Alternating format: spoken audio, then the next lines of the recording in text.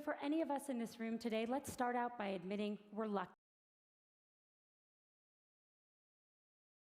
안녕하세요. 오늘은 제가 읽은 책 중에서 저와 같은 여성들이 꼭 읽었으면 좋을 책을 소개하려고 합니다. 바로 이 리닌이라는 책입니다.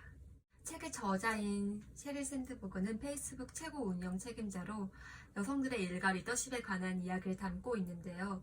여성들이 일을 할 때마다 부딪히는 장애물을 어떻게 풀어가야 하는지 그에 대한 현실적인 조언들이 있어서 저는 굉장히 읽으면서 좋았던 책입니다. 이런 분들에게 이 책을 추천하는데요.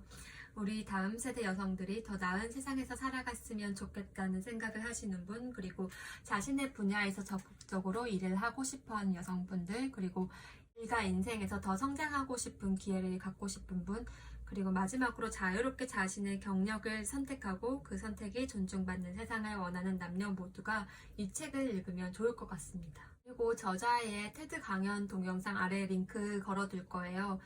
주제는 왜 여성 리더는 소수인가에 대한 강의이고, 저도 아직 안 봐서 이 리뷰 끝나는 대로 바로 영상 보려고 합니다. 이 책은 제가 작년에 읽은 책인데 교보문고에서 보니까 지금 품절이라고 뜨네요. 이북은 있습니다. 책으로 읽고 싶어 하시는 분들은 도서관에서 빌려서 보시면 될 것 같아요. 그럼 책 내용으로 들어가겠습니다. 저자인 샌드버그는 사회에서 일을 하면서 시간이 지날수록 주위에 똑똑한 여성들이 점점 사라지고 있다는 것을 느꼈다고 해요. 그래서 어떻게 하면 그런 여성들이 일을 계속할 수 있는지 고민한 흔적이 남아있는 책입니다. 그녀가 말하고 싶은 본질이 흐려질 수 있어서 미리 말을 하자면, 사회적으로 일을 하는 여성이 옳고 아이를 돌보는 사람이 그렇지 않다고 말하는 이야기가 절대 아니에요. 그녀가 말하고자 하는 핵심은 하고 싶은 일의 질에 겁먹고 포기하지 않기를 바라는 거예요. 나만 잘하면 뭐해? 사회가 뭐 이런데. 어쩔 수 없잖아. 너랑 나랑 환경이 다르잖아. 이런 말을 할 수 있는 제도적인 것이나 환경을 부정하는 게 아니라, 일을 하고 싶다면 누가 끌어내리기 전까지는 먼저 손을 놔버리지 않기를 바라는 거죠. 저자가 적극적으로 일을 해야 한다고 말을 하면서도 서로 양 끝에 있는 것처럼 보이는 여성들에게 오해를 사지 않기 위한 말을 계속하는 이유가, 방어적인 태도라기보다는 다른 길을 걷고 있는 여성에게 오해를 줘서 불편한 마음을 갖지 않도록 하기 위한 것이라는 노력이 느껴졌는데, 일을 하는 여성과 가정일을 하는 여성 모두 우리는 같은 편이라고 말을 해주고 있는 거죠. 저자는 일을 하는 여성과 아이를 돌보는 여성이 서로의 입장이 옳다는 것을 증명할 때, 그러니까 논쟁이 여성 간의 싸움으로 바뀔 때 여성 모두가 패배하는 것이라는 표현을 썼는데요. 책의 내용에 따르면 어느 그룹도 모순되는 이상에 맞춰 살아갈 수 없기 때문에 두 그룹의 여성은 서로 상대 그룹을 비판한다고 해요. 결과적으로 여성들은 자신이 선택하지 않는 길을 상기시키는 사람을 만나면 무의식적으로 마음이 불편해지는 거죠. 그리고 죄책감과 불안감을 느끼면서 서로 미워하게 되고요. 그래서 우리는 다른 편이 아니라 같은 편이라는 것을 서로가 인지하고 있어야 한다고 생각해요. 여성들은 자신이 선택한 것에 대해서 편안함을 느끼려면 존중과 인정이 필요하다는 것을 인지해야 한다는 거죠. 일하는 여성은 아이를 돌보는 여성을 인정하고, 반대로 가정일을 하는 여성 또한 일을 하는 여성을 인정해줘야 하는 거죠. 어떤 일을 하느냐가 상대적으로 더 가치가 있다는 것이 아니라 서로의 선택을 응원해 준다면 결국 모든 여성들에게 더 나은 상황이 될 것이라고 생각해요. 여기 나와 있는 문장을 빌리자면, 우리 여성은 무엇보다 자기만의 지도를 그려보고 어떤 목표가 자기 삶과 가치 꿈에 맞는지 먼저 정리해보는 일이 필요하다고 나와 있어요. 서로를 보호해주고 존중해주는 일이 절대 논쟁을 피하려는 의도가 아니라 더 건설적으로 가는 방향이 있다고 생각을 합니다. 그래서 개인적으로 양 끝에 있는 여성들에 대한 서로의 오해를 불러일으키는 기사들과 이야기들보다는 여성들이 어떤 삶을 살더라도 서로를 응원할 수 있는 이야기들이 쏟아진다면, 그 영향으로 모든 여성들이 조금 더 나에게 맞는 일을 선택할 수 있는 용기가 생기지 않을까 생각도 해봤어요. 미디어에서는 능력 있는 여성들이 나와서 야망을 가지고 크게 꿈을 꾸라고 말했을 때 사회적으로 개인적으로 그럴 수 없는 사람들이 소외받거나 이해받지 못하고 있다고 말하는 순간 그녀가 말하고 싶은 본질이 흐려질 수밖에 없기 때문에 우리는 서로를 비판하는 것이 아니라 같은 편에 서 있다는 것을 인지하고 읽으면 그녀가 말하는 알맹이를 이해하는 데 더 집중을 할 수 있을 것 같습니다. 저자는 여성들이 적극적으로 일을 하고 목소리를 내야 한다고 주장하는데요. 그래야 사회적으로 양 끝에 있는 것처럼 보이는 여성들 모두에게 좋은 변화가 주어질 수 있다고 믿는 거죠. 여성들이 목소리를 내야 하는 이유 중에 하나가 모든 사람들이 그런 건 아니겠지만 여성들과 남성들이 일하는 방식 면에서 차이가 있기 때문인 것 같아요. 예를 들어서 공개 채용직을 지원한 일이 있을 때 여성들은 100% 필요 조건을 충족해야 지원을 하는 반면에 남성들은 한 60%만 충족한다고 해도 지원을 한다고 해요. 또 남성들은 회사에서 빈자리가 생겼다는 발표가 나오기도 전에 성장 기회를 추구하는 경향이 강한 반면에 여성들은 제가 그 일을 잘할 수 있을지 모르겠어요. 흥미로울 것 같지만 그런 일은 한 번도 해본 적이 없어요. 지금 자리에서도 배울 것이 많아요. 라고 대답을 한다고 해요. 이런 종류의 답변은 남성에게는 들어본 기억이 거의 없다고 하고요. 그래서 저자는 이런 상황이 오면 여성들은 나는 그 일을 수행할 준비가 되어 있지 않아 라는 사고방식에서 벗어나서 나는 그 일을 하고 싶어. 방법은 일을 하면서 배우면 돼. 라고 생각을 해야 한다고 해요. 저 역시 어떤 새로운 분야에 지원을 했었을 때 조금 더 준비를 하고 싶은 마음이 있는 것만 봐도 정말 공감이 가더라고요. 준비가 된 상태에서 일을 해서 다른 사람에게 피해를 주고 싶지 않아서라고 단순하게 생각했던 것 같은데 말하기를 여성들이 새로운 일을 부딪히려고 하지 않는 이유가 지나치게 걱정이 많기 때문이라고 하더라고요. 이런 이유도 분명 있는 것 같아요. 그런데 중요한 건 어떤 이유로든 간에 이렇게 회피 아닌 회피를 계속 하다 보면 결국은 내가 스스로의 나의 능력을 제한하게 되고 그게 반복되다 보면 정말 좋은 기회마저 사라지게 만든다는 거죠. 여성들에게 기회가 사라지는 또 하나의 예시로는 왕관 증후군이 있었는데 이 뜻은 여성이 자신의 직무를 충실히 제대로 수행하고 있으면 누군가가 알아보고 자기 머리에 왕관을 씌워줄 것이라고 기대한다는 뜻이에요. 완전히 능력으로만 평가하는 사회라면 물론 내가 말하지 않아도 나에게 그 왕관을 씌워주겠지만 현실 사회에서는 100% 그런 상황이 올 수 없기 때문에 내가 직접 왕관을 쓰려는 노력을 해야 그에 해당하는 보상을 얻을 수 있는 거죠. 그러니까 스스로를 위해 나를 알리고 띄워야 하는 거죠.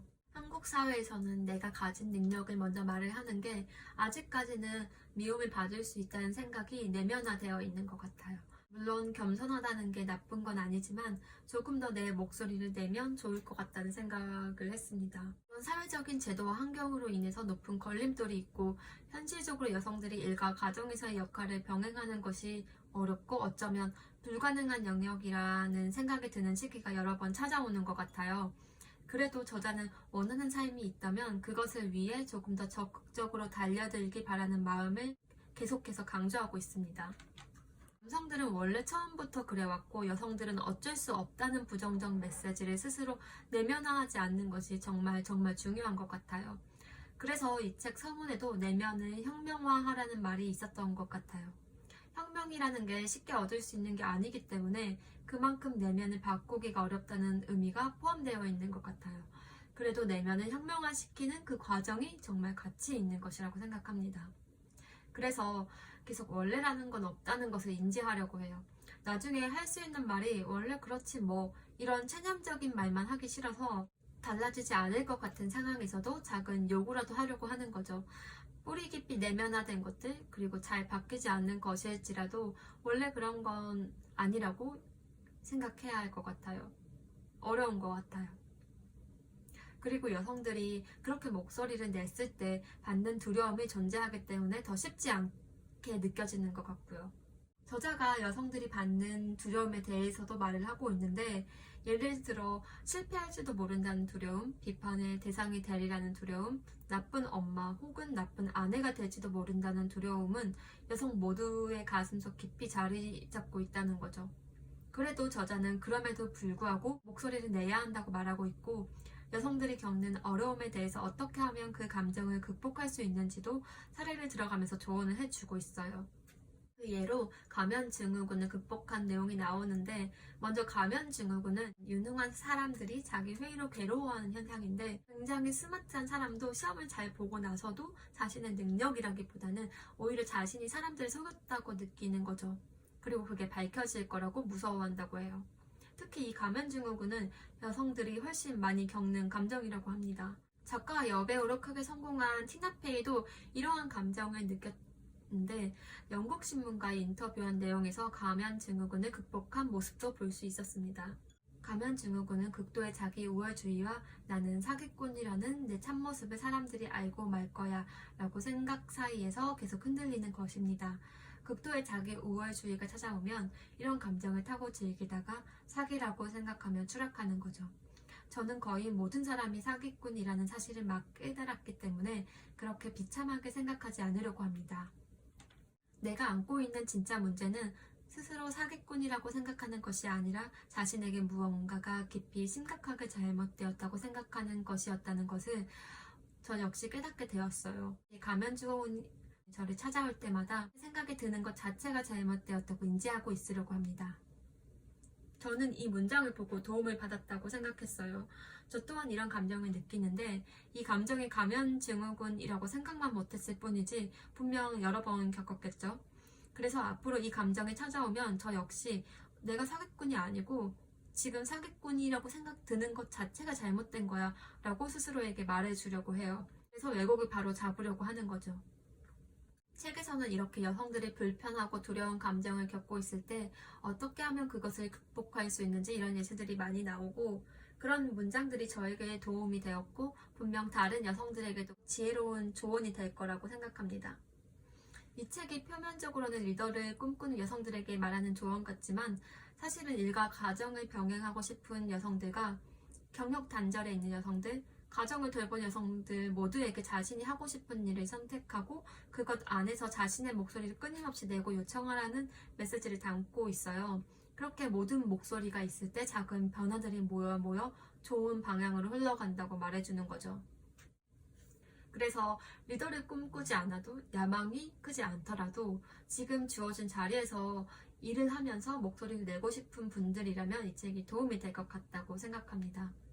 이 책을 읽고 느낀 점이 시간이 흐른다고 알아서 저절로 해결되는 것이 아니라 한 개인으로서 여성으로서 조그마한 시도를 해야 작은 변화가 일어나고 또 그 작은 변화가 모여서 아주 조금의 편견이 덜어지고 또 덜어지는 것 같다는 생각을 했습니다. 마지막으로는 제가 가장 좋았던 문단을 소개하려고 하는데 저자가 대학 졸업식에서 했던 이야기예요. 개인적으로 나는 두렵지 않는다면 무엇을 하겠는가 라는 문구를 좋아한다. 나는 졸업생들에게 개인의 꿈을 추구하는 데 그치지 말고 자신이 속한 분야에서 리더가 되려는 야망을 품으라고 강조했다. 물론 내 말이 나와는 다른 길을 선택한 여성들을 저울질하는 주장으로 잘못 해석될 수 있다는 점은 익히 알고 있었다. 하지만 진실은 밝혀지기 마련이고 한 사람이라도 더 리더가 되겠다고 마음먹게 하는 것이 여성 모두를 위해 옳은 선택이라고 믿었다. 우리는 리더의 자리에 오르라고 여성들을 끊임없이 격려해야 한다. 대학 졸업식에서 여성 졸업생들에게 목표를 높게 설정하라고 말할 수 없다면 대체 어디서 누구에게 말할 수 있겠는가? 나의 연설을 몰두해서 듣는 여성 졸업생들을 보면서 나는 간신히 눈물을 참았다. 나는 다음과 같이 결론을 맺으며 강연을 무사히 마쳤다. 여러분은 더욱 평등한 세계를 열 수 있는 희망입니다. 여기 모인 여러분이 단상에 올라 화개층을 받고 세상으로 나가는 오늘 밤을 뜨겁게 축하한 다음에는 경력을 향해 매진하기 바랍니다. 여러분은 스스로 좋아하는 일을 찾을 것이고 열정을 발휘해 그 일에 몰두할 것입니다. 자신에게 맞는 경력을 선택해 정상까지 곧장 올라가기를 바랍니다. 여러분은 오늘 이 단상을 내려가는 순간부터 성인으로 살아갈 것입니다. 목표를 높이 세운 뒤 사회에 발을 내딛고 열심히 노력하십시오. 어떤 형태든 두 눈을 활짝 뜨고 일과 삶의 균형을 찾아가기 바랍니다. 자신의 경력을 발전시키기 위해 적극적으로 달려들고 세상을 경영하겠다는 야망을 품기 바랍니다. 세상을 바꾸려면 여러분이 필요합니다. 스스로에게 두렵지 않다면 무엇을 하겠는가? 라고 물어보고 여러분의 길을 가기 바랍니다. 당신은 두렵지 않다면 무엇을 하겠는가? 두렵지 않다면 하고 싶은 일을 댓글에 달아주시면 저 또한 읽어보고 응원하겠습니다.